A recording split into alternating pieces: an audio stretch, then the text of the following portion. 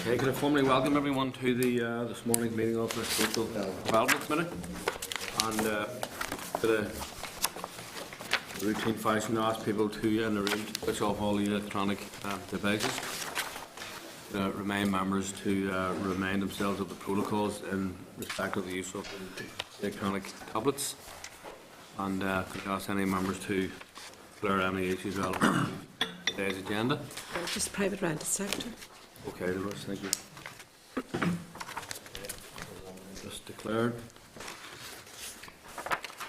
Okay, so moving on then to apologies. Any apologies to record? No apologies to record. I think Stuart Dixon said he wouldn't be here. He's off at an event. We'll put that down anyway then. Thank you. Moving on then, the next item, draft minutes. Draft minutes of the meeting on the 12th of March at page 6. Of the PACS members. 10 of the minutes is drafted. I turned up just as the meeting had finished, so apologies for not having an apology in advance. Okay, so as then amended. So just go on. Right, so then that's an amendment then to the amendment. That's the first thing I've heard. That was agreed. Okay, thank you. Next item then, chairperson business, just to remind, or just to advise members actually, that the Social Security Agency has asked that the briefing schedule for today on the social sector housing size criteria scheme and supplementary payments can be postponed, and a copy of the letter from the Chief Executive is in table items. Okay. Or also advise members that the committee has been asked by the Chief Commissioner of the Human Rights Commission to sponsor a meeting next Friday on the 27th of March at 2 p.m. Copy of the request in members' tables items. Also, the purpose of the meeting will be to hear a presentation of David Phillips, Senior Research Economist at the Institute of Studies.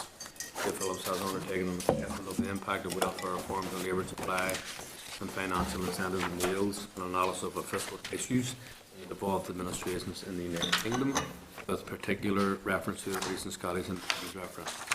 I'm content the committee then sponsor that meeting. Great. Okay, thank you for that. Then turning to matters arising. Just to say that on Monday the 23rd of March, the pneumoconiosis and the mesothelioma regulations are to be confirmed by the Assembly. On the 24th of March, the consideration stages of the Pensions Bill is scheduled, and obviously myself or Deputy Chair, whoever is available, will speak on behalf of the committee, but of course that's open to all members to speak also.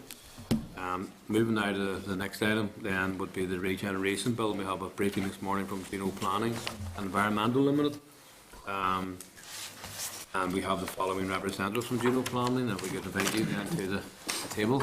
You're very welcome. Helen Harrison, Andrew Heasley and Orla Kirk. Formally welcome the three of you here this morning, and refer members to page 15 of your meeting pack.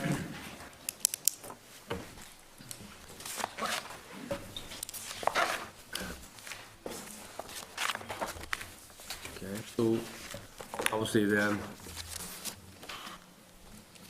can I thank you for your submission and your attendance here this morning, and obviously, want to thank you for assisting the committee in our deliberation of the particular bill that we're dealing with this morning. So, without any further ado, then, if you're happy enough, then you make your presentation to the members, and then we take questions from members. Okay. Happy enough. Okay, thank you, Chairman. First of all, thank you for inviting us to participate in this session discussing the Regeneration Bill. We've prepared a short presentation which really summarises our submission and more particularly the context for our submission, with particular reference to the statutory documents that we've talked about, which namely the Local Development Plan under the provisions of the Planning and Northern Ireland Act 2011 and Community Plan under the provisions of the Local Government Act 2014. If the committee is agreeable, we're going to just provide a quick summary background on those two documents because they really provide the context of our submission in relation to the Regeneration Bill. In terms of local development plans, the Planning Act 2011 transfers responsibility for planning powers obviously to local councils, and that includes the preparation of development plans, and that establishes a plan-led system whereby the determination of planning applications is referred directly to the development plan and policies therein. And the purpose of that plan is to guide future land use to those areas that have been designated for particular uses and importantly to inform investors and developers and members of the public and community and government and public bodies and the wider representative organisations of the framework that will be used for decision making within those council areas. And it will also, in terms of the wider government policies, be a tool for translating government policies down to a local level in relation to land use planning. In the preparation of local development plans, the councils have to take account of the regional development strategy and single planning policy statement and other documents as they're referred to in guidance by DOE. For example, neighbourhood plans, regeneration plans and what have you. The local development plan itself comprises 2 stages. The plan strategy, which is formulated and goes through a public consultation process and has strategic objectives, which are then taken up through the local policies plan, which seeks to identify actions for delivering those objectives. The policies are subject to public consultation at a number of stages, and there's a statutory requirement for councils to prepare and monitor local development plans on an annual and 5-yearly basis. Stakeholder engagement process in local development plans is critically important, and it's one of the new areas really of the legislation, where councils must publish a statement of community involvement, or an SCI, which sets out their policy for involving interested parties through the preparation of the plan. And councils, interestingly, have to attempt to agree the terms of the statement of community involvement with the department. Coming out of that is the preferred options paper, which sets out the pattern of new development through the council area, the options for the growth of main settlements and options for major infrastructure. And the timescale for that, and I'm sure the committee has looked at this previously, isn't set. However, the single planning policy statement suggests an indicative time frame of 40 months, which is 3 years and 4 months for the preparation of local development plans. We see them as being critically important to the development that takes place in the council areas. The second document that we refer to are community plans. They're prepared under the provisions of Part 10 of the Local Government Northern Ireland Act 2014. And DOE advice on community planning is that it will provide a framework within which councils, departments, statutory bodies and other relevant agencies and sectors will work together to develop and implement a shared vision for promoting economic, social and environmental well-being based on effective engagement with the community. In simple terms, the information contained in the community plan is intended to be plan objectives, which the council considers appropriate following consensus through the community consultation process, and then similarly the actions to be performed to deliver those objectives. Section 68 of the legislation requires that a community plan must be produced as reasonably practical after the community planning process has been undertaken. And this is a new area for all councils in Northern Ireland, and indeed for councils across the UK and the island of Ireland. Community planning is new for everyone. In that context, DOE issued a Community Planning Foundation programme in October 2013, which provided non-statutory guidance to councils on the preparations that they could make for preparing community plans, and they actually provided tailor-made capacity building support to council officers in preparation for them preparing community plans. And you may be aware, Chair, that the DOE has recently published the draft statutory guidance on the operation of community planning, with submissions closing recently on the 9th of March. And the time frame for community plans, again, isn't set, but draft guidance indicates that they should be published within 1 year of the commencement of the community planning duty, which would be 1 year from the commencement of the transfer of property, as we would see it. The reason why we've referred to both of those documents is we believe that they have an important relationship to the development schemes which are listed as being part of the Regeneration Bill. And in our evidence, initially we suggested that there should be a stronger relationship given, particularly with the development between the development schemes and development plans. And we note that in the Regeneration Bill, Section 5, subsection 4, under the heading of development schemes, requires that councils should have regard to the regional development strategy and the current community plan. But no reference is made at that point to local development plans. And in effect, we feel that, that there should be an additional subsection C, which would mean that the council should have regard to, in preparing development schemes, should also have regard to the local development plan under the meaning of the Planning Act 2011.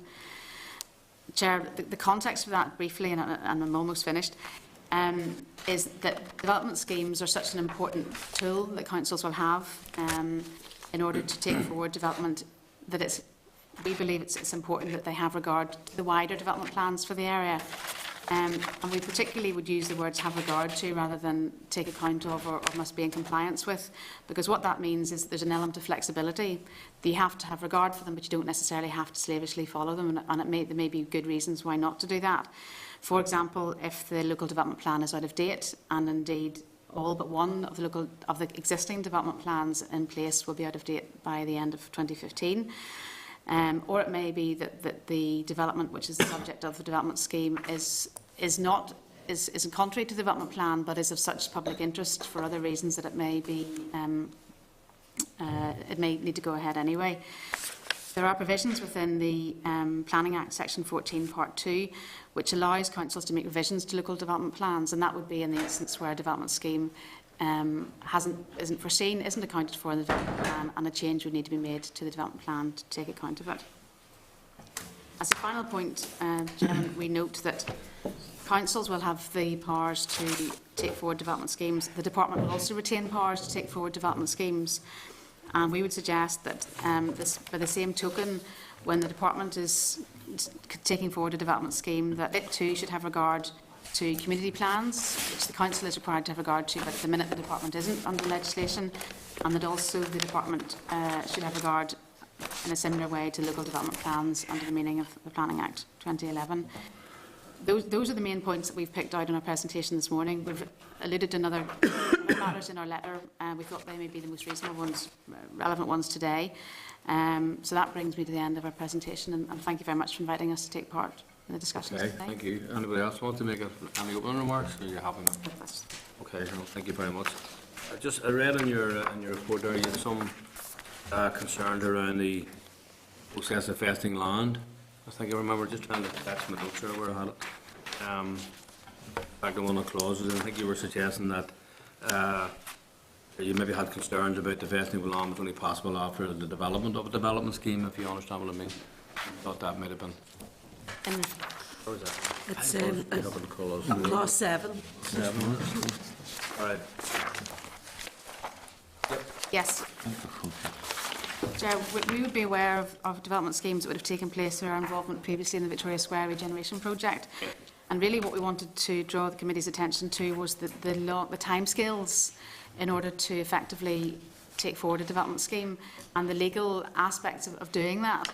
And really that point, I suppose, is trying to highlight the importance of having a streamlined process whereby we fully acknowledge the consideration and consultation that needs to be undertaken, but we would suggest the committee needs to be aware of all of those steps and how long it might take and the impact that timescale will have on live development projects and on investment, and in terms of making it investor ready, if you like.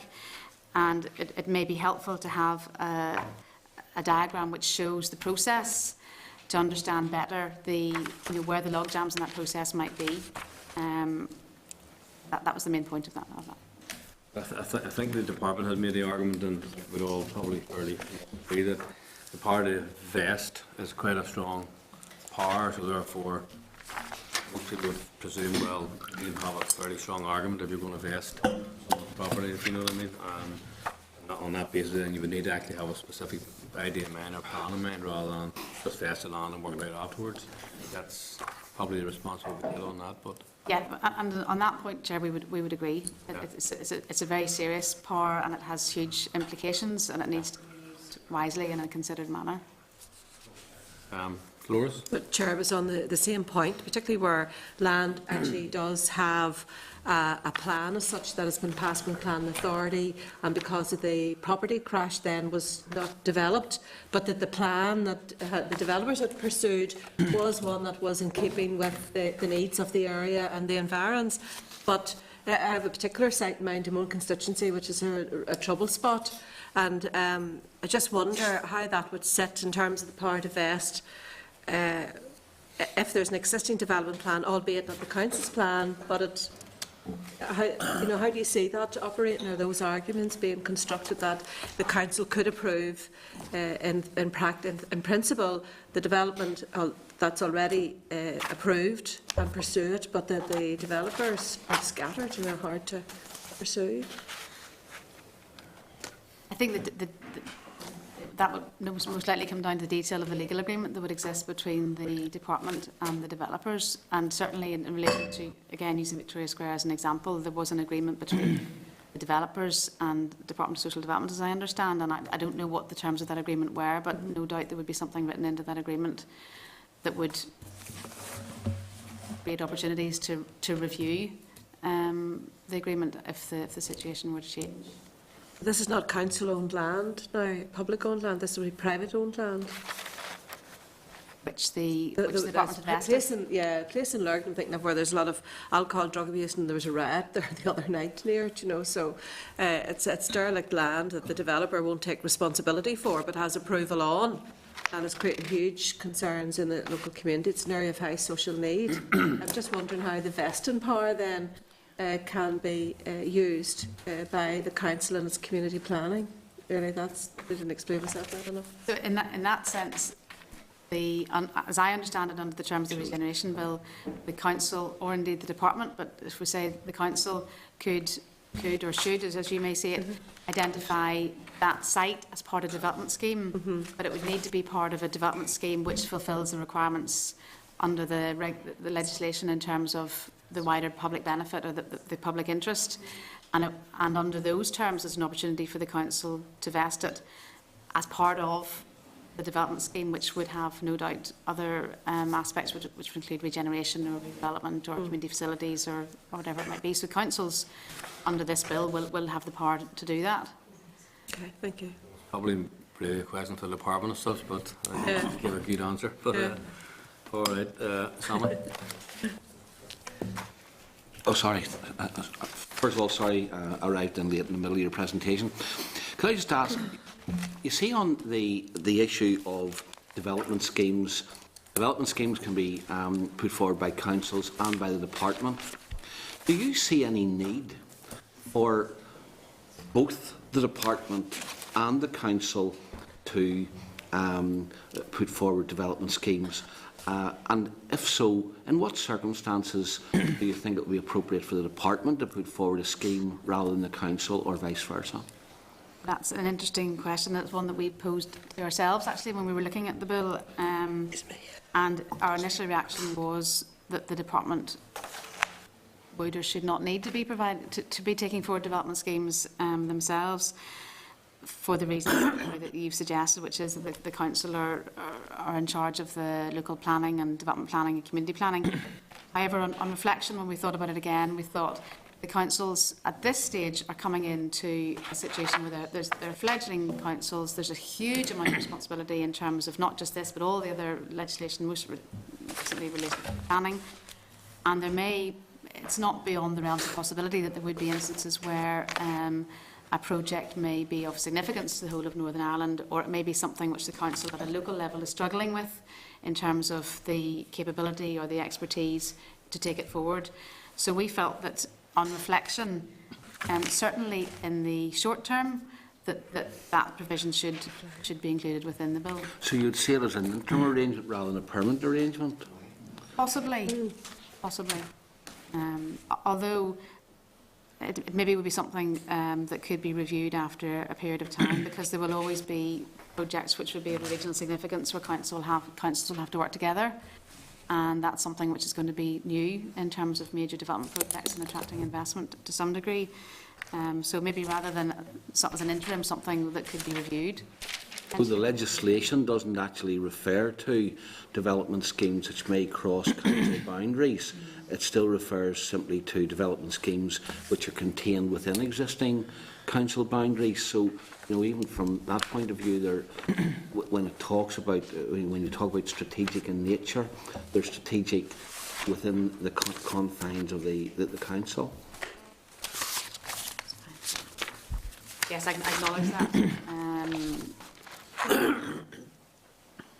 And again, I think on reflection, we felt that it may be helpful for both the councils and the department for that section to be in the bill in its first form, if you like. Okay. See, just on the first part that you talked about, I wasn't in for that, and you maybe did touch on this, finance in relation to social need. One of the issues which I think concerns a lot of people are that sometimes regeneration plans are only concentrated on areas where there's a huge concentration of social need, whereas regeneration sometimes is required in areas where they might be surrounded by areas of prosperity, and indeed some of the better off areas may be affected by the fact that in the middle of them there's areas of small areas of deprivation. Have you any thoughts on how that social need provision might be applied? Do you think that the current way in which it's applied facilitates regeneration sufficiently, or should there be some change in the application of the social need criteria? Thank you for the question, and I think it's a very valid point. We're probably not the best placed to answer it, to be honest, in terms of a planning background. I think what I would acknowledge is that very often regeneration benefits areas that aren't. Regeneration is often needed in areas which are not necessarily areas that would be identified as having social need, but they have a much wider stimulus which will ultimately trickle down to areas that do have social need. So I would acknowledge that. And that was really the point I was wanting to get at. That sometimes regeneration, it's easier to start it in areas where there's a chance of the regeneration working, rather than jumping right into the middle of an area which is so badly run down, and it's starting at the periphery and working in is sometimes more effective. And just from your planning background, would be interested in your view on this, and therefore to simply say that there's got to be a huge concentration of social need may actually miss an opportunity to have effective regeneration. Just in terms of what you've said, I think we are conscious that we would like everything to be plan-led in terms of identifying areas of social need and brought through via the community plan, identified in the community plan and addressed in a holistic manner by the council and their community plan partners. In addition to that, reflected in the local development plan. So in terms of our expertise in planning, that's where we'd like to see it addressed in a more holistic fashion. And I think also it's important to consider that if, in terms of regeneration, that you're relying on public sector finance, but also sometimes in private sector finance.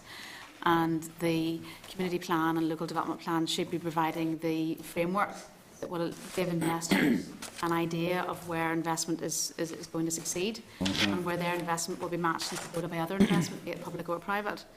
That's helpful, yeah. And just one last question. And I know that you're probably more interested in the physical planning side of the equation, but do you see a role for, in the regeneration process and in the regeneration bill, provision for finance for things which don't actually do physical regeneration, but regenerate an area in other ways? I mean, for example, support for community organisations or training organisations. How important do you think that it is to have provision in the bill for that? And if you do think it's important, what limits would you place on that kind of finance? I think it might be difficult to include that type of that aspect within the bill as we see it now, and I would refer back to what my colleague Orla has said, and I think that the community planning process, which is new for everybody, so we maybe haven't quite grappled with what exactly it is, but it should provide an opportunity for that type of funding and the need for that funding, as you've described, to be identified as part of the community plan. And that community plan will include actions to deliver objectives, which could be the provision of funding, could include the provision of funding for community projects. And would you see any limit to the kind of projects that money should apply to? I think that will be something for the councils to determine through their community planning exercise, with engagement with the local community, local business and the community planning partners. There is provision in the bill, of course, for that at present, the kind of catch-all. I'm not too sure, I don't have this bill in front of me. The catch-all clause within the bill. But your view, I'm really just trying to find out from a planner's point of view. I can find it here. End of 1, 2. Aye. Yeah, end of 1, 2. For anything not falling within paragraphs 2, A, B, C, D, and E refer mostly to physical regeneration, but the catch-all at the end really opens the door for all other kinds of finance. But if are you saying, from a planning point of view, just I mean, it may be an unfair question because you're probably more interested in the physical aspect. But are you saying, from a planning point of view, that there is scope, or from your knowledge of regeneration of areas, that there's scope for money to be spent on things which are non-physical aspects of regeneration? But what limits would you, would you leave it as open-ended as what we have here? I think on reading it, we felt that it does read as being very open-ended. So we did feel that when we read it. I think it's difficult. Regeneration can be social or community or economic or physical. And in that sense, it would be extremely difficult, if not impossible, to define what something's regeneration benefit or not.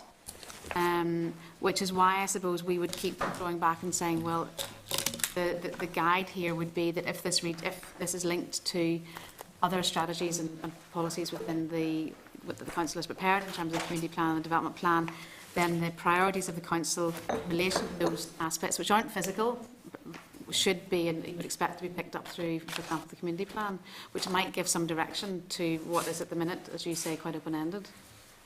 Okay, and can I just take you back to the first point that I asked you about, because I'm a bit unclear in my mind as to where the boundaries between the department and the council might be. But do you see potential for confusion or indeed conflict if there's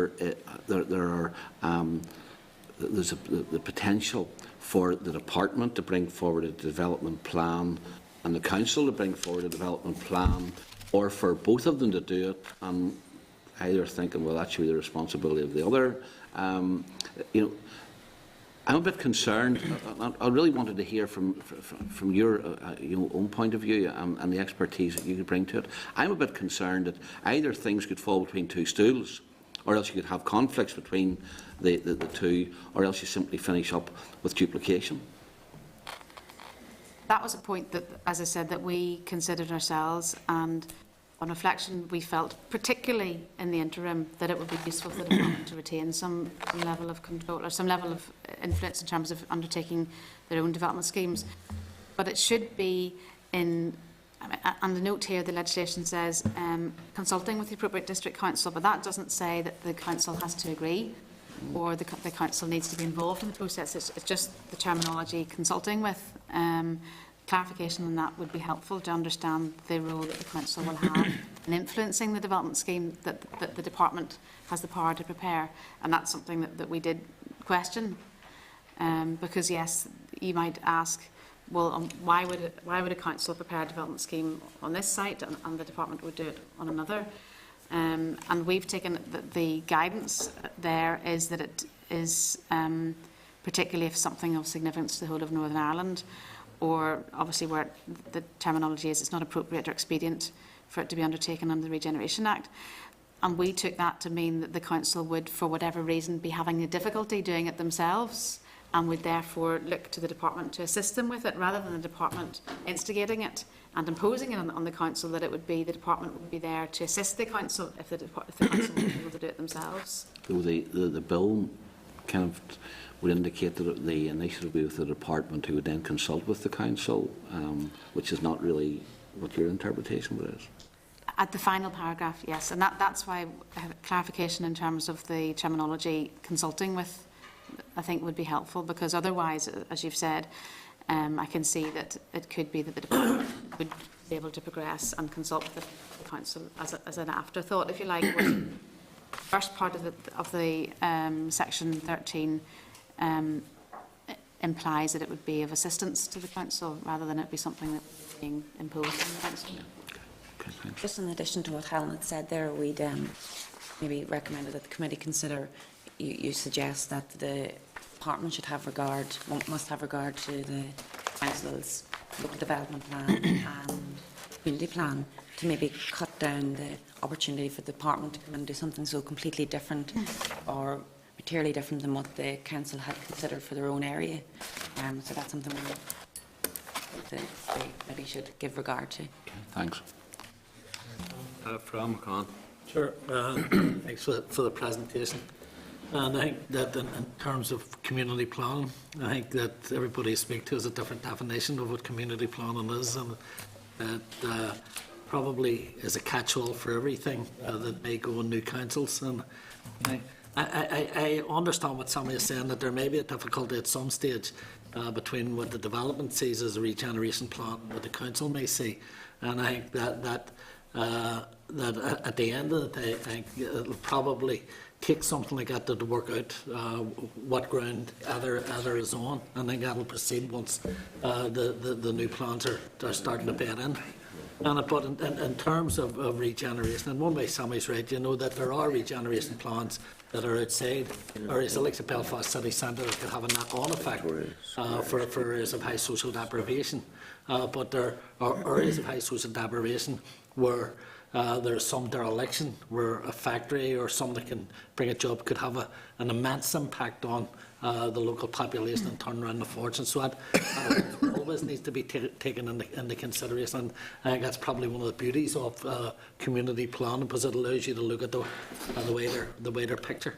To go back to one of the first questions I think that Dolores asked, and it's in around the whole question of vesting. And I wasn't sure when you were speaking about the timeline, if people look at the timeline and look at the blockages, where you're actually asking for a speedier way of bringing vesting through, or you're opposed to vesting? No, not opposed to it at all. I think that there is a requirement for vesting, and there are good examples of where it has worked. I think that our concern would be that whenever you have an opportunity to develop a piece of land, or you have an investor wanting to develop a piece of land, they will only be interested for so long, and they will have a timeline themselves in terms of when they need to, using Victoria Square as an example, of when they need to become operational. And we need to be careful that the legislation includes provision for that process, which does have to go through a number of important steps, but for that process to be as effective as possible. And, for example, the department requires to be consulted by a council prior to the preparation of a development scheme. It then has to go back to the department. The council then has to go back to the department again prior to the adoption of the scheme. So we would ask that the department needs to be fully resourced. So whenever they're receiving the draft development schemes from the councils, who's going to be looking at them? How long is it going to take? What process is going to be followed by the department? Because that's not clear in the legislation. And from an investor's point of view, who's working with the department or the council, they'll need an understanding of how long that process is likely to take, particularly as the process potentially includes a public inquiry, which is time-consuming and expensive. So I think it would help from an investor point of view to understand quite clearly the start of the process and the end of the process. How long would it take, and what are the critical steps that they'll have to be involved in going through it? And it can take, again, using Victoria Square as an example, that process took upwards of 2 years, and that's before the planning application goes in, or the EIA, or any of the other bits that we would be familiar with. So that it is quite time consuming, and when an investor is looking at the very beginning and thinking about investing, they need to add that time onto their longer development programme to think about the day whenever they open and become operational and start to get their money back. And I think that's where we were coming from in terms of understanding the investing process and making it as streamlined as possible, whilst having regard to the important steps that need to be followed. Well, to see in terms of, thanks for that certainly explains it. And again, Dolores touched on it, and it's that there are quite a number of pieces of land. And I've heard colleagues here raising it before about you may have departmental land, you may have council land, and you may have private land sitting in the middle of what you may see as a major development area, and the developer who owns the land plays hardball with the thing. Do you think that at times like that the department should move in and speedily or the council move in speedily investable? Well, in effect, that's what the development scheme and the regeneration, the provisions of the regeneration bill will allow the councils to do, as the department has been doing. So, yes, following obviously the criteria that are set out here to make the plan, to make the process as transparent and fair as it can be. Roy? Again, thanks for your presentation. In terms of the format of the bill and the proposed legislation, do you see it being modelled on legislation elsewhere? And if so, are there suggested changes from experience that should occur to make it better? We have looked recently just at what would be the equivalent in the south of Ireland, and Orla, maybe you want to comment on that in terms of the format, because it's different to this. It's different. It's contained within the Local Government Act, and it's very much driven by residential development, which is distinct from the regeneration bill. So you're not comparing like for like. So it's hard then on the back of that to make recommendations for improvement on it.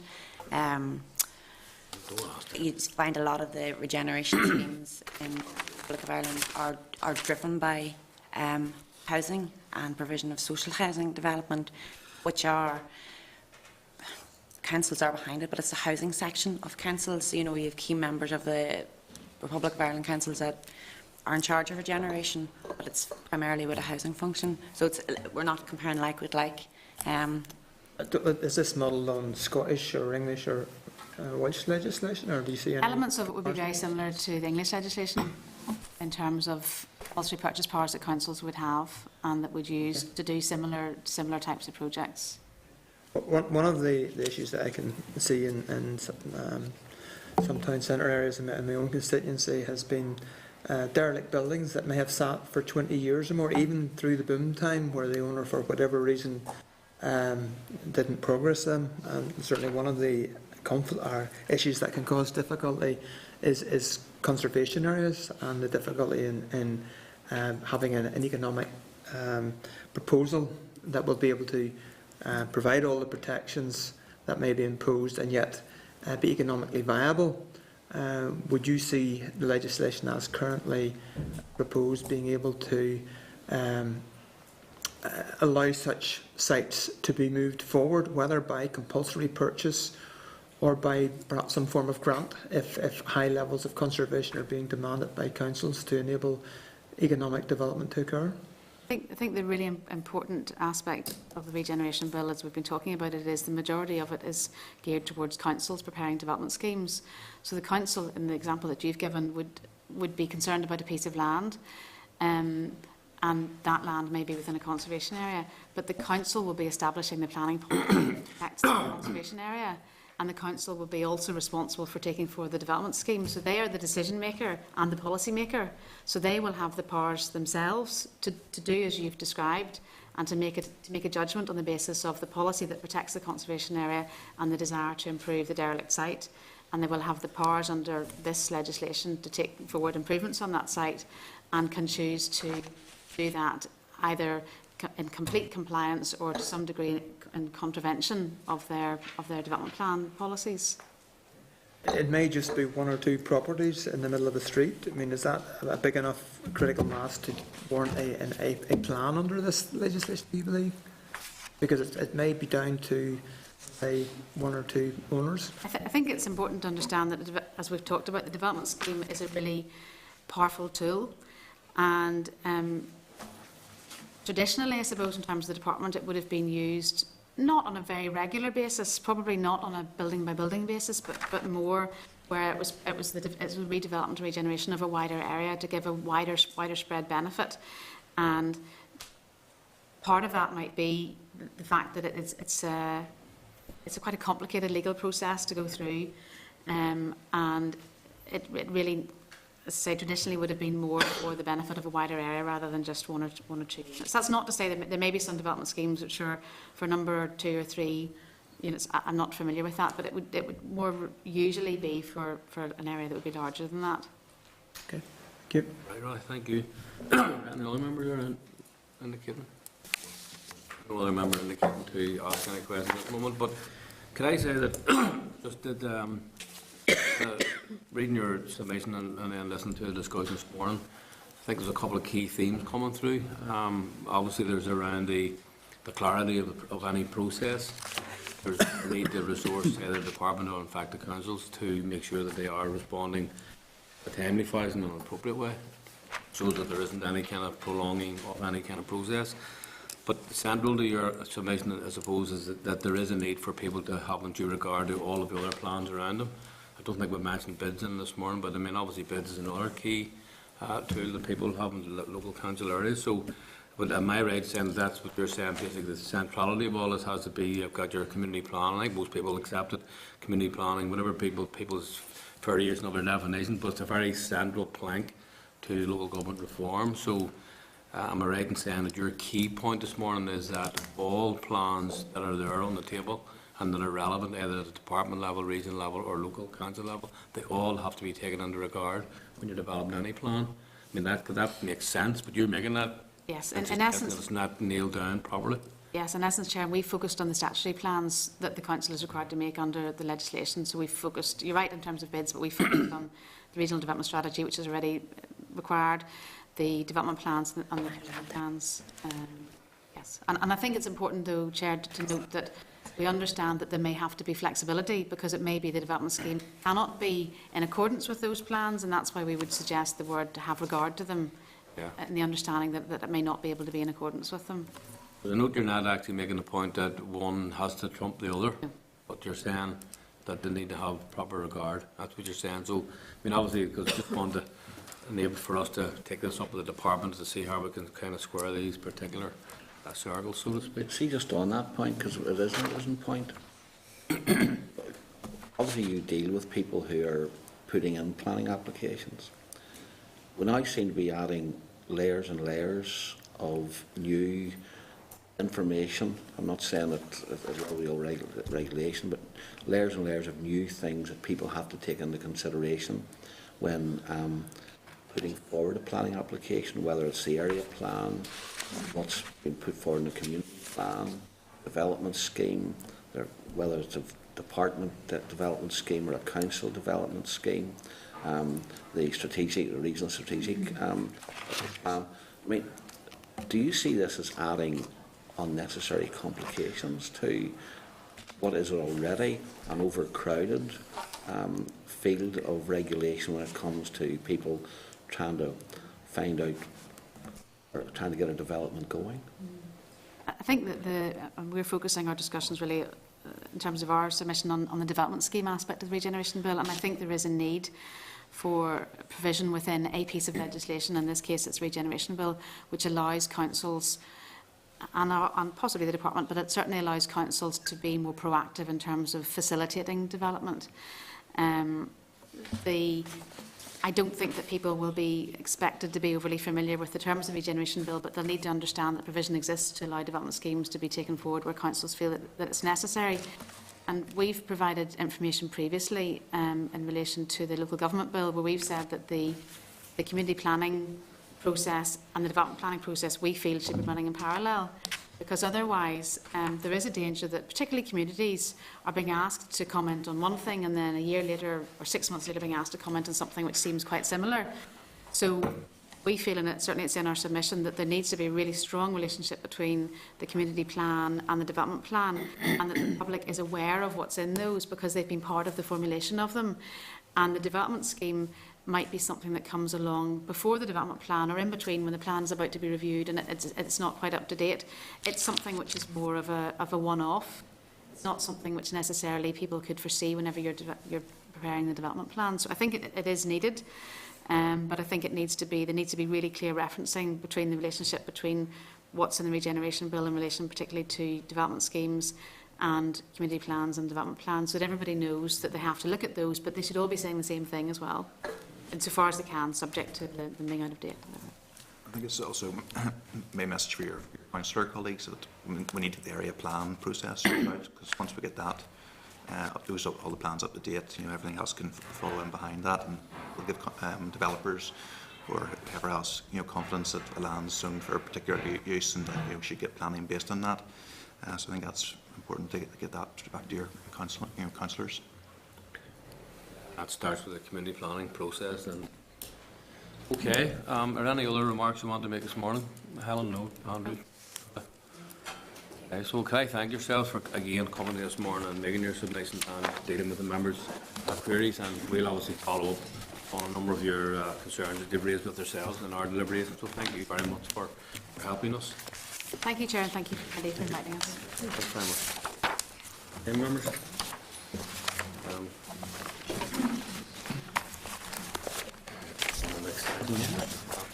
Okay, members, obviously we'll take the notes from this discussion this morning, and then we'll get into our ongoing deliberations. The next item. Are we going to just ask you in the process? Are we going to do the same as we did with the pensions bill, where we get the department come along, having had regard to whatever evidence is handed to us, maybe do the point, answer some of the issues point by point, or are we leaving the department for one big session?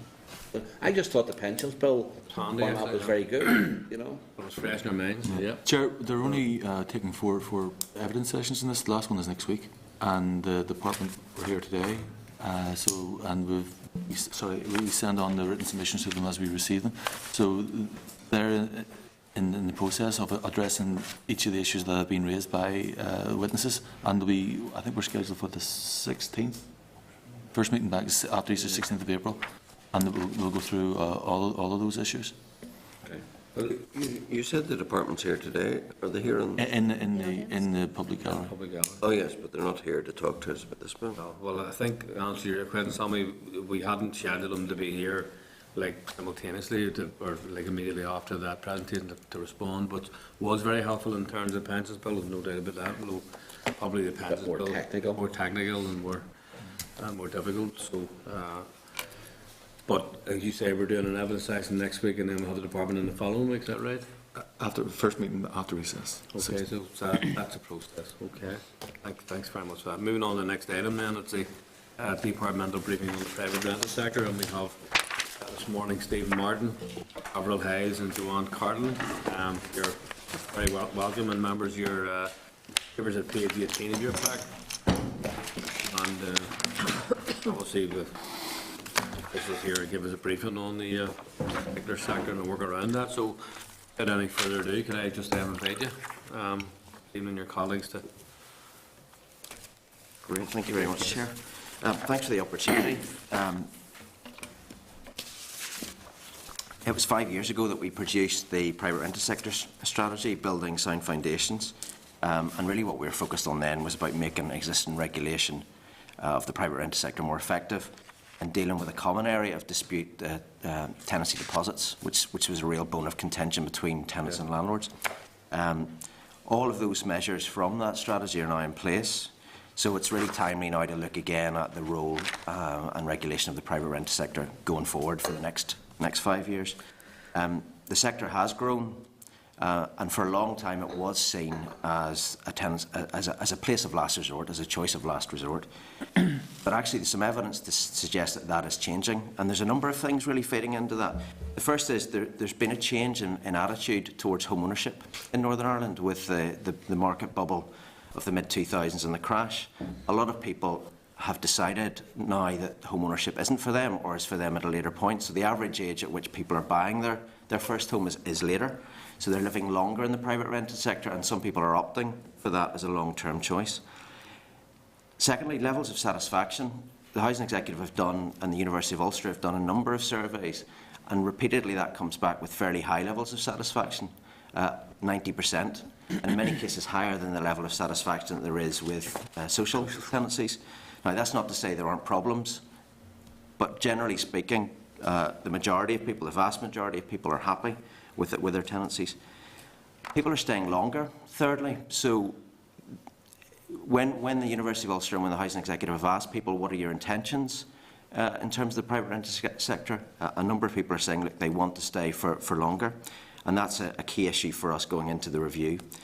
And fourthly, something that's emerged fairly recently is in our work on the Together Building a United Community strategy, a lot of our consultees around that have said that the private rented sector offers a place for people in diverse relationships, mixed marriages and so on, to live in a shared community. So the private rented sector seems to offer for people in those kind of relationships a good alternative.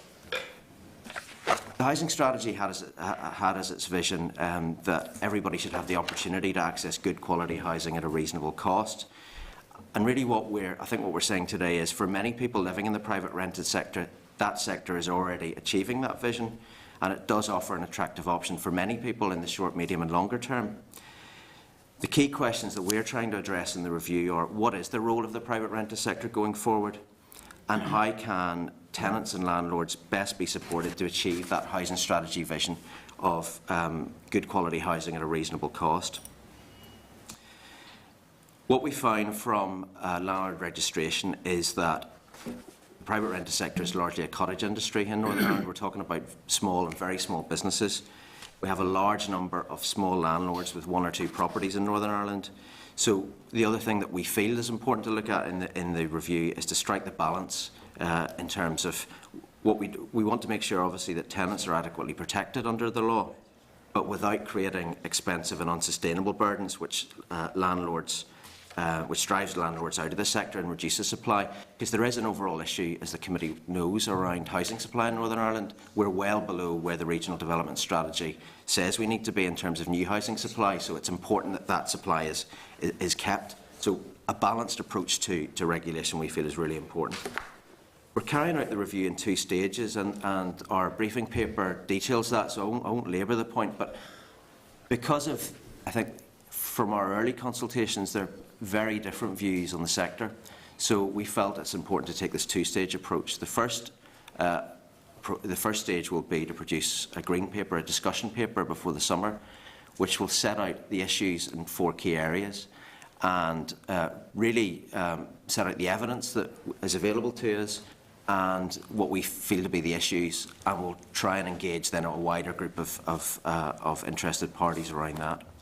Following that fairly broad consultation, we will then produce a white paper with proposals before the end of the year.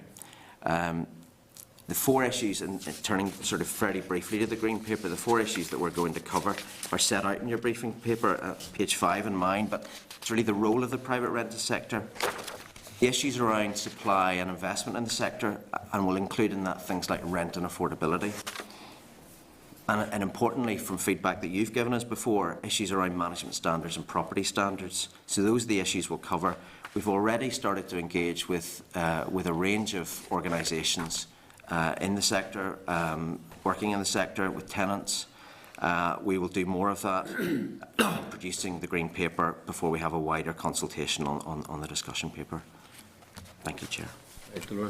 Thank you. Can I just ask, one particular issue that arises is that the Housing Executive has the power to encourage or to demand that those who have been engaged in antisocial behaviour sign up to acceptable behaviour contracts, and those then can allow the Housing Executive to take action against tenants who have repeated bad behaviour.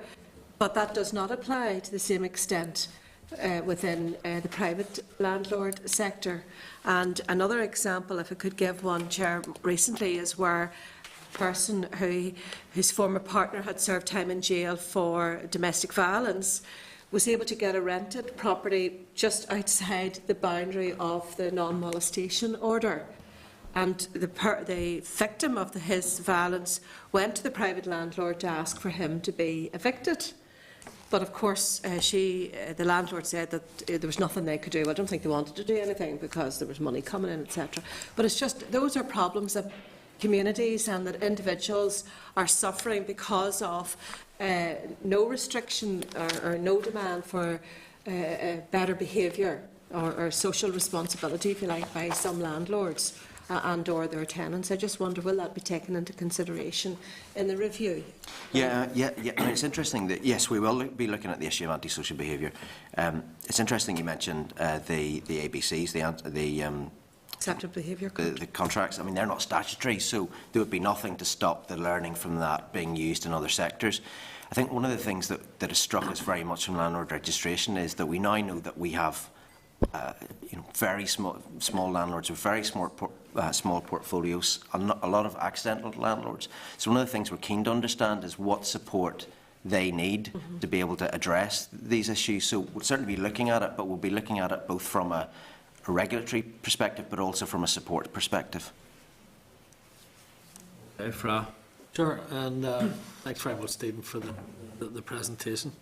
And I suppose every morning you lift the paper and you see different companies or different sectors saying that they just carried out a survey and they got a 95% welcome rate or review, and that doesn't take into consideration some of the serious complaints that there are from people about the private rented sector and some of the properties. And I have to say, I've said this all the time, that there are quite a number, quite a percentage of the private rented sector that do provide good, up-to-date properties for their tenants and get on well with them. But there's a sizable lump of it that also there are serious problems with.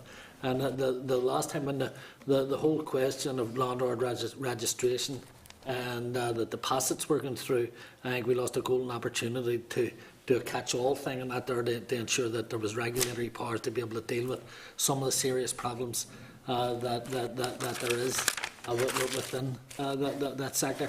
So the question that I'm asking is, will this new bill, this new legislation, taking all that there, allow you to effectively deal with it? And one of the problems is, you're right, there are people that would prefer to live within the private rented sector because they can choose where their home is and the type of home. But that excludes almost entirely people who suffer from disabilities, where there is nothing in the houses that would say that people would want to go into it because they just physically couldn't. The other question is that some other people may want to go into it, but again, they can't because it's overrated and overpriced in many communities. And I've just seen the general the price that you were given. You'll notice there's some areas which £550, £600 for people moving into houses where there are terrible conditions where you can't get landlords to move the anything. So as long as it's going to take in all elements of the private rented sector, because at this committee we have been hard on, in many ways, on the housing executive and housing associations, but at least there's a structure there that you can deal with that. This is a sector that gets £300 million by your own figures there of housing benefit, where there's no control at all over it. Okay. In terms of, we're obviously going to, our starting point in terms of legislation is looking at what's currently there. What landlord registration was brought in to do was to give councils the information that they needed to use their current enforcement powers, and Joanne might touch a bit around that in a second. Certainly conditions is something that we're going to be looking at. It's there, both management conditions and property conditions in terms of the review. Cost is an important issue. We're going to examine, obviously, the whole issue of cost. Some on one extreme would want rent control. The difficulty with that is that has an immediate impact on supply. And when rent control was there in the 70s, the private rented sector was 5% of the overall housing market. So, there's a balance to be struck. But there are a number of other European countries who use different forms of tackling the affordability issue. So it's certainly something that we're going to look at. Access is an interesting issue. One of the things that we're trying to do in social housing at the minute is to draw up an accessible housing register so that landlords know the characteristics of their properties and which are accessible to people with disabilities. We've had an initial conversation with the Landlords Association for Northern Ireland, and there may be an interest there if there's money available to do something in the longer term around the private rented sector, but we want to do the learning in terms of the accessible housing register in the social sector, and then we'll look at, is there something that we could do? Because actually it could be quite a positive thing in terms of you know, the private rented sector promoting itself. If there's some sort of kite mark, for example, around, well, this home is accessible for people with a particular disability and so on. So it's an important issue. Joanne, is there anything you want to say about Stephen, sorry, John, just I want to say, I'd be interested to find out what when you were discussing this with Alani, what the feedback was there. Because I remember that initially they supported landlord registration and the Passets, and then came out totally opposed and say that the sector should look after themselves, and were opposed to any legislation. Sorry, Joanne. Well, I think, Chair, on that point, there is a new chair of the Landlords Association who's fairly progressive. Now, that's not to say that all members of the Landlords Association necessarily support his view, but certainly his view is progressive and would like to work with the department and others to develop the sector and make it a more attractive place. But from our mailbag, we know that not all landlords are necessarily signed up to that agenda.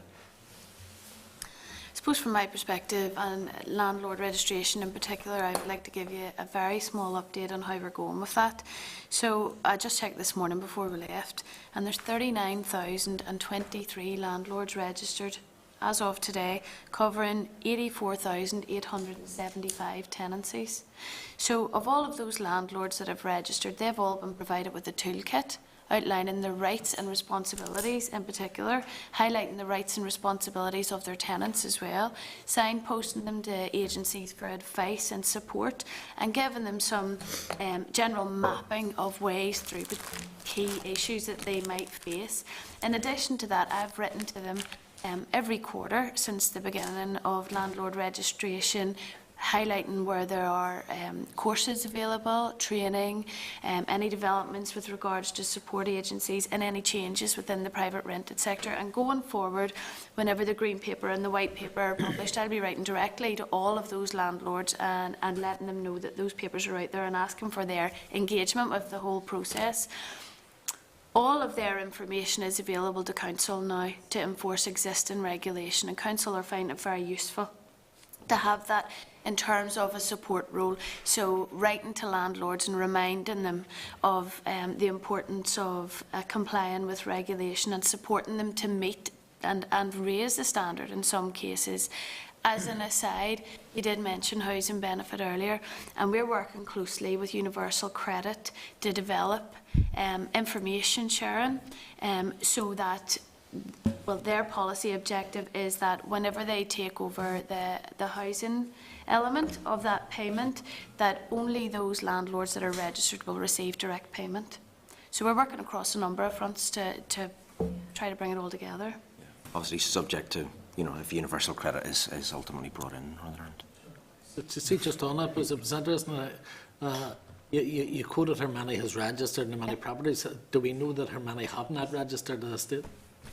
There's approximation, according to the census in 2011, that there were about 95,000 private tenancies in Northern Ireland. So based on that, we would estimate that we've about 88% compliance.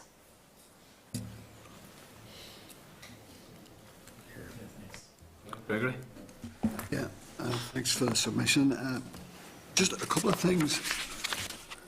You'd said you're talking about the next 5-year period, really, and I suppose, you know, given the sort of downturn over the course of the last 7 or 8 years, it might reasonably be expected that the economic picture in the lifetime of the 5 years in front of us may be a bit different to the last 5 years. And you've talked there in your final bullet point about the perceptions of the private rented sector in comparison to other tenures. It's just my experience at a constituency level is that the business of 90% of tenants being in good terms with their landlord would strike me as being a bit optimistic. Now, whether that's predominantly young people who would prefer not to be in the tenure they're in, but are quite content, in answer to any survey to say they're reasonably content, when in fact they would like to be in a different tenure, and looking ahead and hoping that they would be if the economy improves. So I'm trying to get my head around what you would think in the next 5 years, assuming some sort of change in the economy that may well affect people in the private rented sector, how you will I'm not saying this is inaccurate, but more accurately project in that 5 years what people would like to see for themselves, given what the body of work you're going to do now? I think there's some sort of wider decisions that are needed around, well, what is the role of the private rented sector going forward? There is starting to be a bit of an interest, because interest rates have been so low for so long, there is starting to be a bit of an interest from pension funds to invest in build to private rent.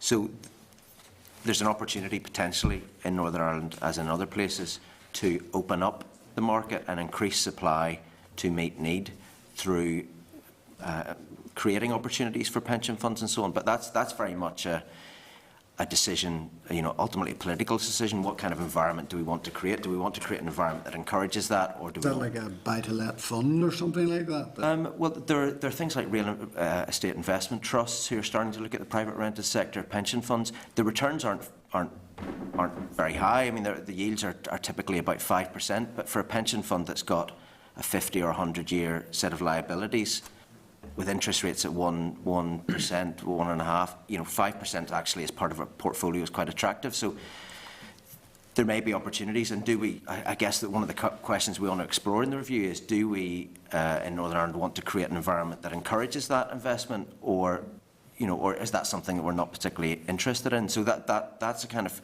on the supply side. On the demand side, I think, yes, we do want to understand a bit more what people's intentions are. Certainly, from the surveys that we're looking at, yes, there are some frustrated potential first-time buyers residing in the private rented sector, but also there are a number of people, and we've just done a bit of a straw poll internally with some of our younger staff, who've said, look, we're not interested in home ownership, at least for the foreseeable future. So it's how can we make the private rented sector an attractive option for those that want to make it a long-term option, and equally, how can it meet the needs of a range of people? It's such a diverse. You raise a really important point on constituency level. I mean, one of the things that we would be very interested in doing is maybe meeting up with some of your constituency staff, because obviously the postbags that you're getting are the people who have problems in the private sector. So we would be very open to coming and spending a morning with people in your constituency offices to find out the kinds of problems that are being brought to you to enrich our experience. So if anybody wants to take that option up, we're very happy through Kevin to come and do that and spend a morning with you. Yeah, that's useful. Just on the first issue again about the possibility of pension funds or whoever, is that something that you would plan to sort of target in terms of potential interest from the private sector landlords initially, if they would be interested in looking at the possibility of a scheme and how it might work? I'm thinking in terms not just of the return that would be obtained by the investors, but in terms of the stock, because obviously the better stock, potentially, the better and more stable the tenancy, and then the return, the continuing return. But is that something that you plan to put in the discussion paper? As part of the discussion paper, one of my team is doing a piece on investment, and they're looking at existing investment vehicles for build to private rent. There are already guarantees that the Department of Communities and Local Government provides a UK-wide guarantee for developers who want to build for private rent. The problem is that the scale of it is very significant. The minimum investment is £10 million, which in Northern Ireland terms is a massive development. So we're in discussion with the Department of Communities and Local Government and our Welsh and Scottish colleagues to see if we can persuade them to offer guarantees that are, because one or two developers have come to see us about with interest in that, but the scale is just too big at the minute. So there are already products that are available for build to private rent, and we will explore in the discussion what those are and what some of the future opportunities might be. Just one final question, just on that. Obviously 10 million would be quite big. I mean, is a Northern Ireland typical type of project of the order of sort of 1 to 2 million as opposed to a 10 million sort of ceiling that you can go in at? Well, in terms of the social housing development programme, social housing generally the schemes are coming in well below 5 million. I mean, they're typically 20 to 40 units, or the sort of schemes, and there are a number of schemes smaller. So developers, therefore, here are used to developing that kind of number at a time. They're not working in the hundreds. They're working in the kind of tens. Summer? Yep. Well, I must say I was surprised, pleasantly surprised at the figure which was quoted of 90% satisfaction. Might be useful to, especially given the fact that rents tend to be higher in the private sector, and some of the stock tends to be quite old, and yet you have that level set. Be useful. I don't know if you have the information here, Stephen. Of the 10% who said they weren't satisfied, what were the kind of issues that they were raising? And for the people who said that they were satisfied, presumably they were asked, why do you find the sector you're in a sector which is attractive? It'd be useful from our point of view just to have that kind of information. The second thing is just in terms of what can be done even currently between the Housing Executive and, for example, the Private Landlords Association. I mean, one of the things we were told at one stage was that the Housing Executive would try to keep a register of what houses were available in the private rented sector, so that people who came in and didn't qualify or were going to be sitting on the waiting list for a long time were directed towards it. I'm not so sure that happens. In fact, I know from my own advice centre that doesn't happen. I mean, the Housing Executive sometimes find it difficult to let people know what houses they have, let alone what houses other people have. And I don't know whether your consultation intends to look at what can be done to improve that, but I think that is one area.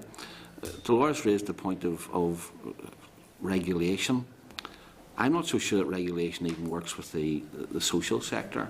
They might have the powers for acceptable behaviour contracts and NASBOs and everything else, never use them.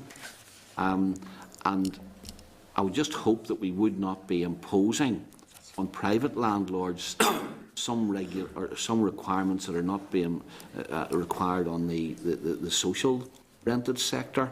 And maybe you could let us know if the green paper, though it's directed towards the private sector, whether some of the lessons learnt, if they can be applied wider, they will be applied.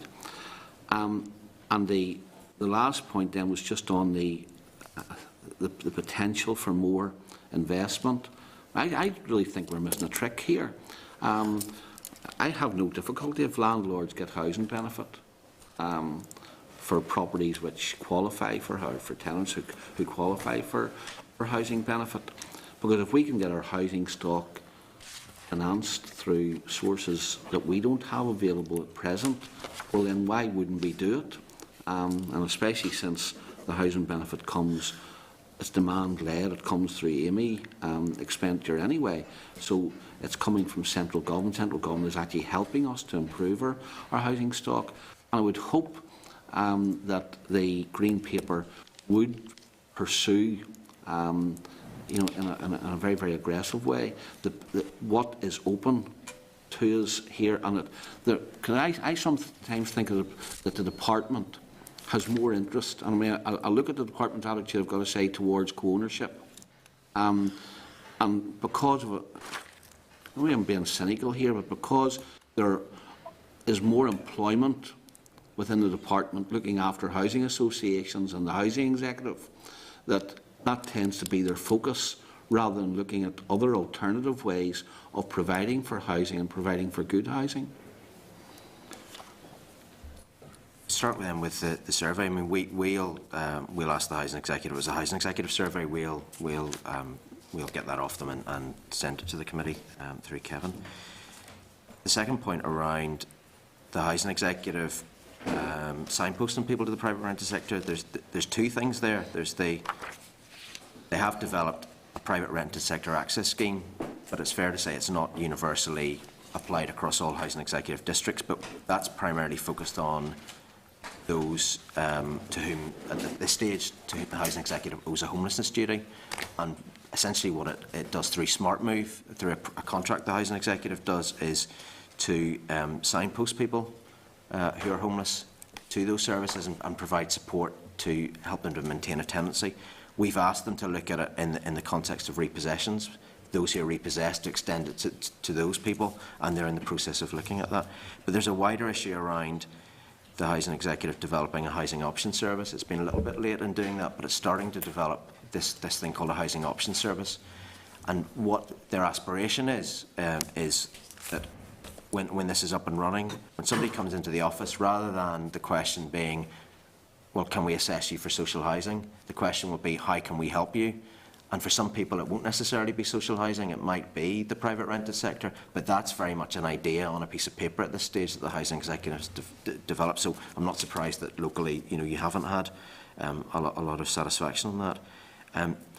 On the antisocial behaviour, there is an issue of balance, because a statutory or quasi-statutory authority has a lot more resource than a private landlord. So I think it's the issue of support. How can we support landlords to take the necessary action, maybe rather than imposing something on them which is overly onerous? I can encourage the Housing Executive and the Housing Association to carry out the duties that the statutory role that they should be carrying out, And all I'm saying is, and that was the point I was making, Steve, that I hope that we're not going to impose a burden on the private sector that is not even being carried out by a better equipped statutory sector at present. Absolutely. Though I do think that there is a need for it, and I've got to say most of the complaints I get about the private rental sector are about landlords who don't deal with people who get into their houses and misbehave. Absolutely. On the investment point, yeah, I mean, we're going to do a specific piece on this. I think what we're keen to do in the Green Paper is set out what is already there and what could potentially be there, and then open up a public debate about it. But there are definitely things already there that could be accessed in Northern Ireland, but just perhaps because of scale or there are other certain barriers in place. Certainly it will be a key part of our Green Paper. Can I just add anecdotally from landlord registration in my experience? With regard to antisocial behaviour in particular, landlords have expressed a real interest in opening some sort of information sharing gateway with the Housing Executive regarding tenants' record of antisocial behaviour, and they would be very keen to have some information from Housing Executive where people move from the social rented to private rented sector. They're very keen to have that information so that they can better manage their tenancies. Okay, Fab, were you looking at something else on that last point? Yeah, it's just on something that's said in relation to people being posted away from the thing. That's already, in my understanding, there's a couple of pilot schemes actually. Meetings have taken place within this past couple of weeks. And the major difficulty having that is that a huge amount of people that are in the private rented sector and housing benefit, but they also have to pay top-ups to come, because housing benefit doesn't cover the cost of the thing. So what you end up with is that the most vulnerable in society who are being directed towards it have to use most of the money that they get in benefit or low-paid workers to cover the additional cost within it. So the other thing that in some cases it's very difficult to encourage people away from or in the areas where they may not feel safe. Certainly pick up that issue of affordability when we're doing our paper. Okay. Thanks for the presentation. No, Fraz raised the point, because it's heartwarming to have to say to hear Sammy's concern for the private landlords. But the main issues that I deal with in terms of people's problems is the local housing allowance. Because you say there that they get 300 million in an unregulated to an unregulated sector, but they also get a lot more than that because of local housing allowance. Because people are having to pay money out of their benefit on top of the housing benefit that they get. So the main problem is the fact that landlords can charge really whatever they want. That's the problem for a lot of people. And if approximately half the private tenants are getting housing benefit, that's part of it. But they're also, as far as says, having to pay.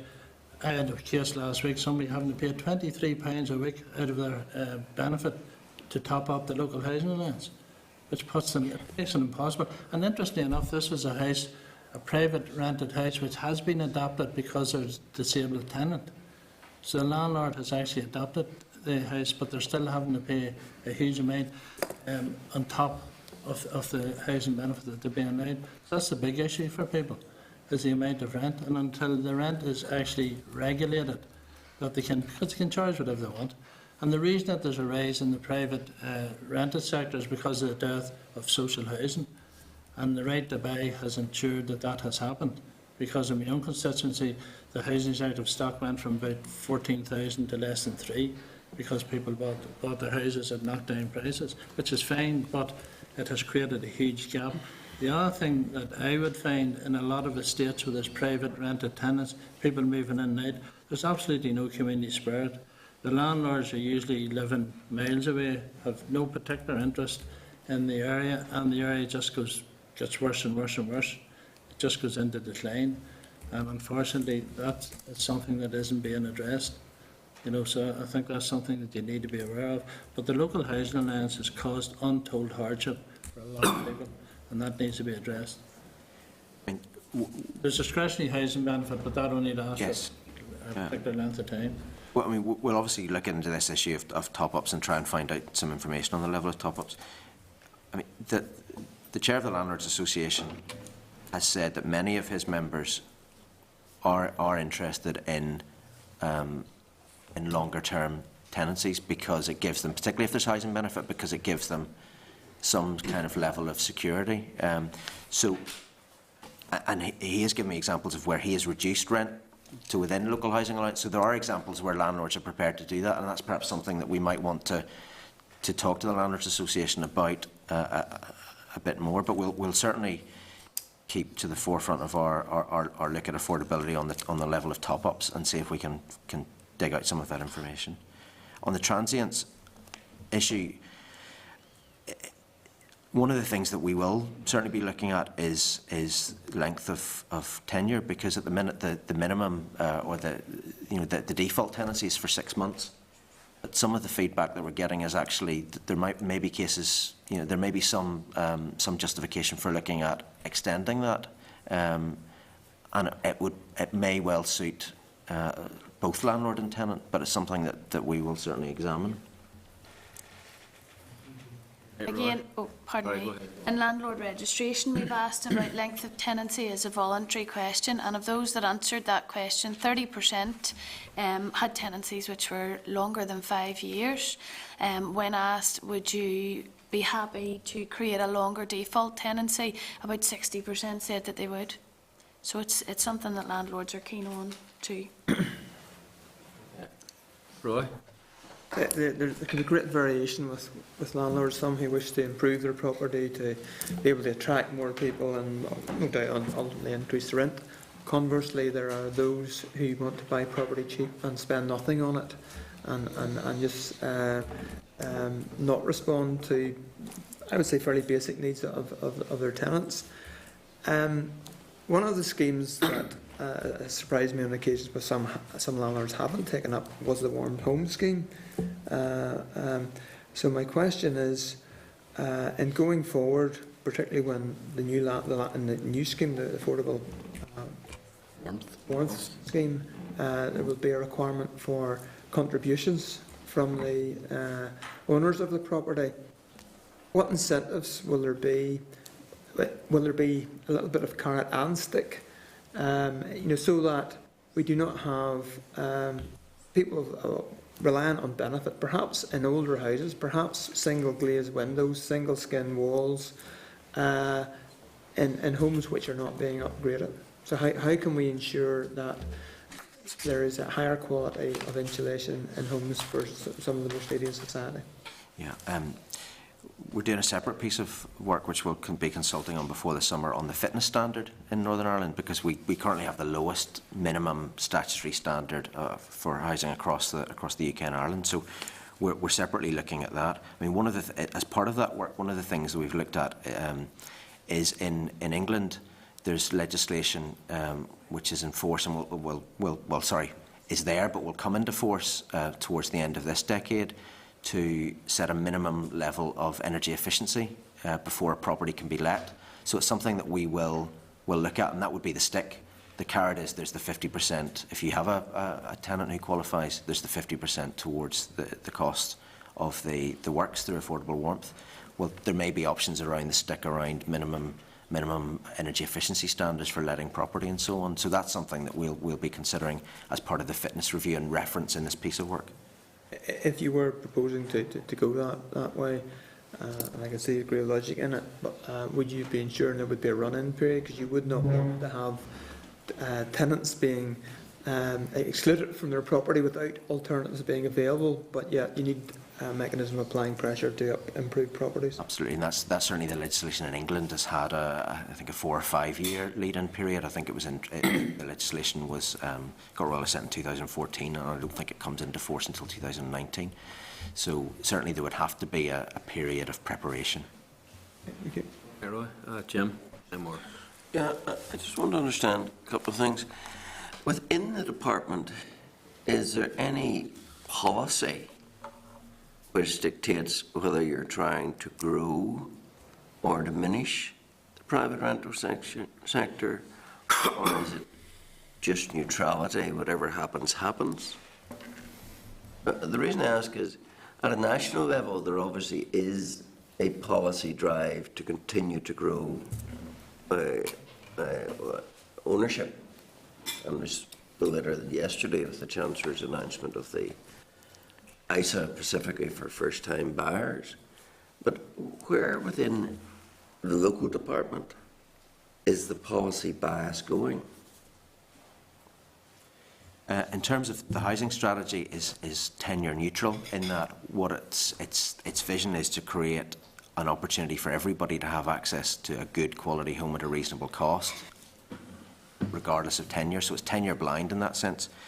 Where the strategy has a clear focus is on trying to incentivise increased supply, because the regional development strategy talks about to stand still to meet the demographic needs. We need 11,300 new properties every year.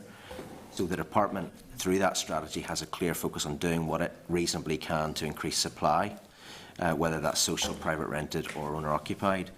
But the strategy itself is tenure neutral. So, you know, since 2007 we've had an SDLP minister, now we've got a DUP minister. Has anything changed in terms of policy, or has it always been tenure blind? Is there any change of subtle or otherwise in terms of policy direction? I think if you look at under the last mandate, the agenda was the housing agenda had perhaps more of a focus on social housing than the current housing strategy, which is tenure blind and looking at all three. But broadly, housing policy has remained fairly consistent, albeit with nuanced differences over that period. So fairly neutralised, really. There's no policy drive within housing, as some might say under the present government in Westminster. There's no policy drive paralleling that here. I mean, probably others would be better placed to comment on that than me, but in terms of the housing strategy is tenure neutral. It's got a clear focus on good quality housing at a reasonable cost.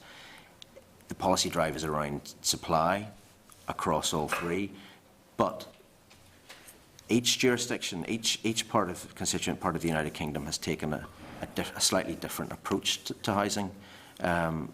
Our approach is not actively promoting one sector over another. It's saying we want to create something where people have reasonable options and reasonable choices at a cost they can afford and good quality. So in a way, it's trying to, I suppose, it's a consumer-focused approach to housing. How would that compare, for example, with the Scottish? The Scottish approach probably puts more emphasis on, has a similar approach, but probably puts more emphasis on homelessness and on provision for the vulnerable. The English approach is much more focused on owner occupation to the detriment of social housing doesn't feature, and Wales has something more akin to our own. Do we read anything, or should we read anything into the fact that around half of all private rental tenants earn receipt of housing benefit? That's a lower threshold, a lower percentage than in social housing, significantly lower. Yes, it is, yes. What does that tell us about the social structure of the tenants in the private sector? It's a very diverse sector. It is the most diverse of the three sectors: owner occupation, private rented, and social housing. I mean, we haven't done an analysis of the census, but the census would give us the tools to do that analysis in terms of the socio-economic background of private rented tenants. But there's everything from at the high end, those who are occupying the £1,000 a month apartments in central Belfast, who are here for a year, doing working for a company, through to people who have a long-term connection with an area and either choose or to reside in the private rented sector on housing benefit or can't access social housing. So there's a massive range, and it's a very, very diverse sector, which makes it quite difficult then to look at when we're looking at things like regulation and standards and support. But there's real diversity there. Given that diversity and doing the best you can, in terms of the response to the registration, can you say if the response has been stronger in one particular aspect of the market or not? Or In terms of area-based, council-based? no, in terms of the high end, have they been registering high level, low level? Yeah, I mean, lower there end? seems to be a really high compliance rate across all types of landlord. Again, I had a look this morning. 67% of those that have registered own only one property, but there are some on there owning over 400 properties. So there seems to be a good range. I mean, those that have a number of properties do seem to have registered just as well as those with only one property. And we did compare that to the census. In 2011 census, about 2,500 people reported that they were landlords by profession, i.e. no other job, and that's how they make their income. 2,500? 2,500 in the census. And whenever I compare that to those that have registered with landlord registration, I have about 2,500 overall that own 5 properties or more. So it's broadly comparable, and I think that comparison would suggest that those professional landlords have registered, and certainly the remainder have also complied very well. Okay. Thank you. Maurice? Thank you, Chair, and can I thank you for the briefing. It says here a small follow-up study. How small was that study in 2011? Like a lot of other members around here, the 90% figure seems very, very high because, like other speakers here have said, through constituency work and all of that there, probably the 3 main issues that would come into our office would be antisocial behaviour, would be maintenance and condition. Now, many of the antisocial behaviour one sometimes can be sorted out fairly quickly. It can be done amicably. Sometimes just can't be sorted out, and the tenant has to leave and move and look for somewhere else. When you look at the maintenance and the condition, the maintenance sometimes can be sorted out fairly quickly and can be long and gated and takes a lot of time, like boilers or whatever the case may be.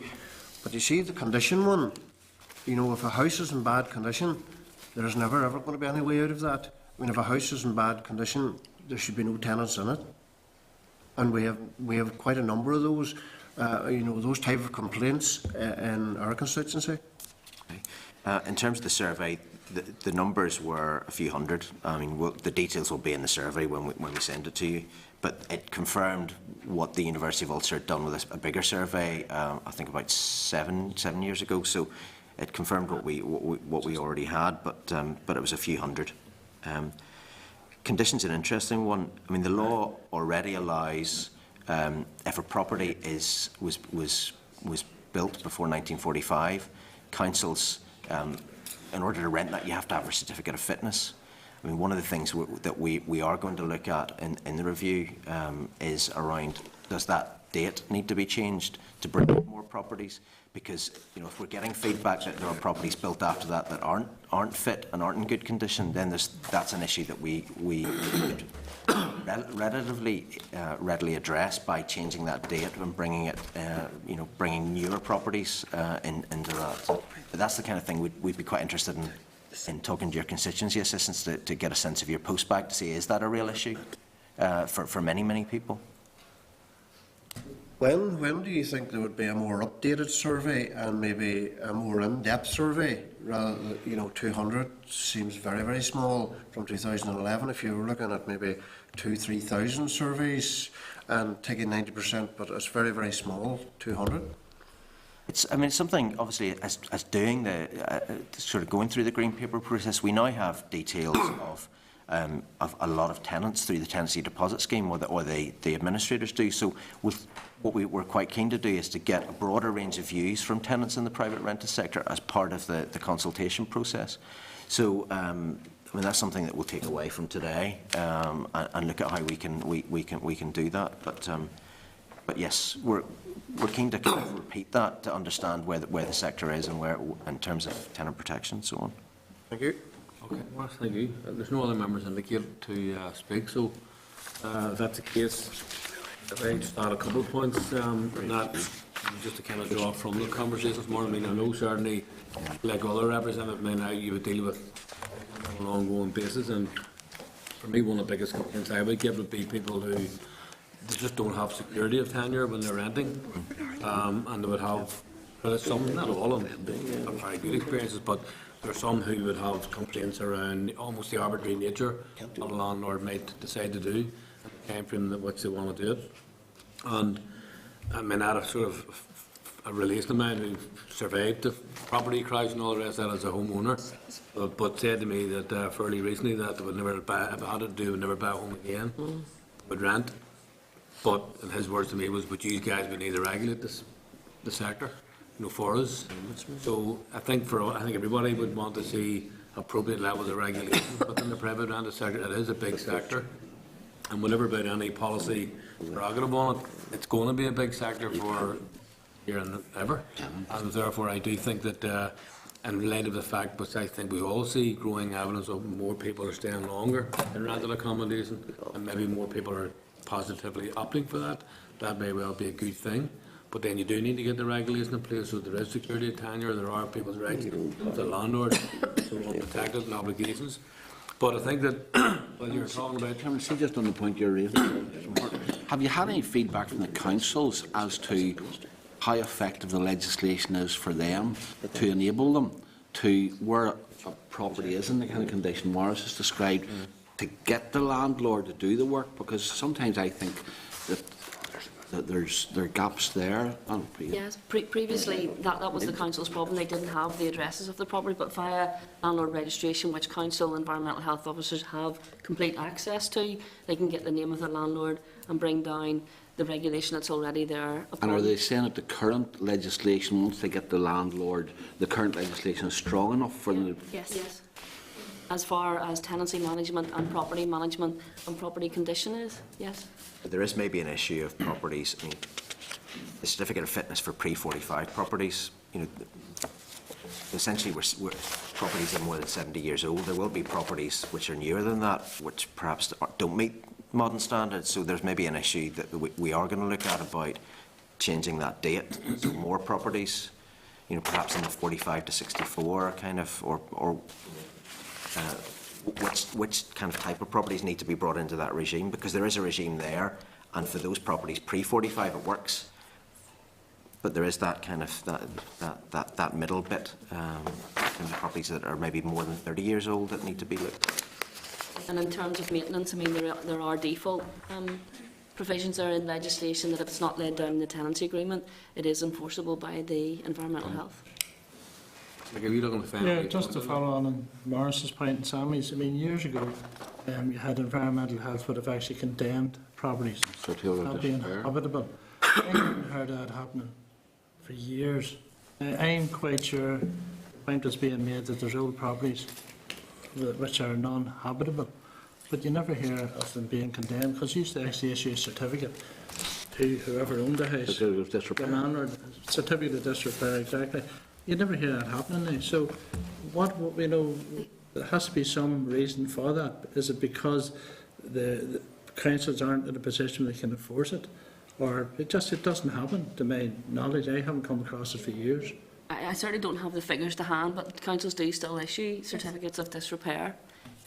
where the certificate of fitness doesn't kick in, they still do have that power. But would it be possible to get those figures, just as a matter of interest? We can try to do that, yep. Yeah. And public health notices as well, they can still issue. And if a property's unfit, there's rent control then applied. Yeah. So, That's fine, thank you. And one of the points you raised yourself there, I think, Stephen, earlier on, was the whole question of T-Bucks, in terms of continue to do these reviews. But I think Mickey made the point earlier on, given the growing probably likelihood of this importance of the sector, there is an issue around sustainable communities. So I think there need to be some work done around that to make sure that, you know, there are some types of charter, and the housing sector will have those obligations on them to try to think of the greater good in areas and neighbourhoods. So I think the same thing needs to apply, because I mean you've had all of the problems around places like the Holy Land in Belfast and other areas which were affected by that same problem. So I think it all that will be brought into consideration whenever this green paper and produced and further consultations are being conducted. absolutely. All right. Could I thank yourselves then for making the presentation here this morning and helping the committee to deliberate on this matter. And we'll be keen to get the further information back from yourselves and in our engagement. Thanks very much.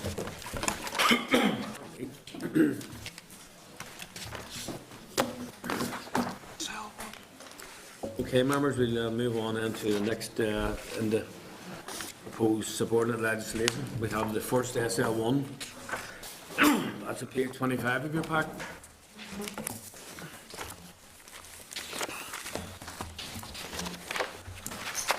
Members content that the SL1 be made? Okay. The SL1, the employment support allowances, that's on page 31 of your pack. You wanted to make a point? Yeah,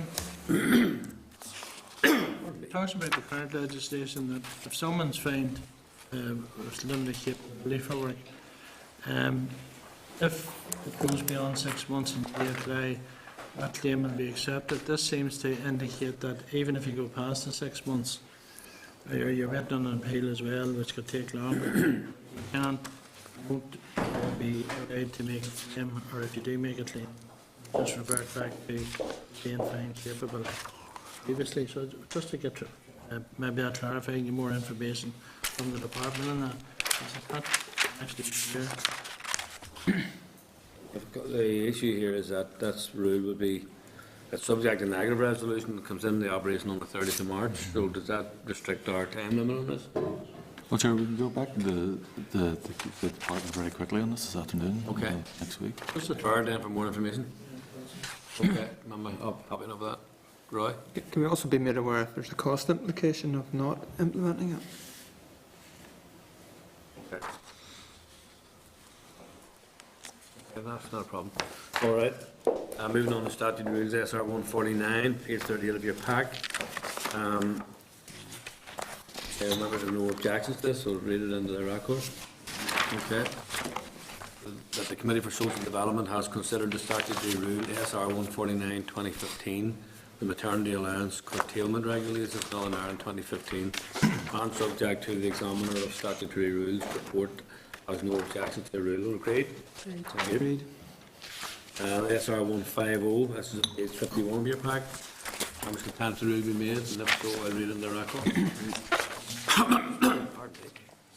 That the Committee for Social Development has considered the statutory rule SR 150/2015, the statutory maternity pay curtailment regulations in Northern Ireland 2015, and subject to the examiner of statutory rules report has no objection to the rule.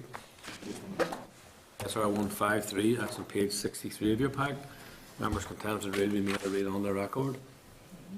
That the Committee for Social Development has considered the statutory rule SR 153/2015, Social Security Invalid Care Allowance Amendment Regulations in Northern Ireland 2015, and subject to the examiner of statutory rules report has no objections to the rule. Agreed? Pardon me. Statutory rule SR 154, page 71 of your pack. The members have no objections, I'll read on the record. That the Committee for Social Development has considered the statutory rule SR 154/2015, the Occupational and Personal Pension Schemes, Disclosure of Information Amendment Regulations NI, so 2015 and subject to the examiner of statutory rule, report has no objections to the rule. Agreed? Agreed. Thank you. And SR 155, objections to the rule, I'll read on the record. But the Committee for Social Development has considered the statutory rule SR 155/2015, the occupational pension schemes, consequential and miscellaneous amendments, regulations NI 2015, and subject to the examiner statutory rules report has no objections to the rule. Agreed? Agreed. Thank you. Correspondence. Are members content to note the correspondence for the memo on page 103? Okay, thank you for that. Next item is the forward work programme. Are members content to note the forward work programme on 147 of your pack? Agreed. Okay, thank you. AOB, anything under AOB? Okay, so members then content, if there's nothing under AOB, then to move into closed session to consider the second draft of the face report, the inquiry. The Northern Ireland Assembly Committee Room,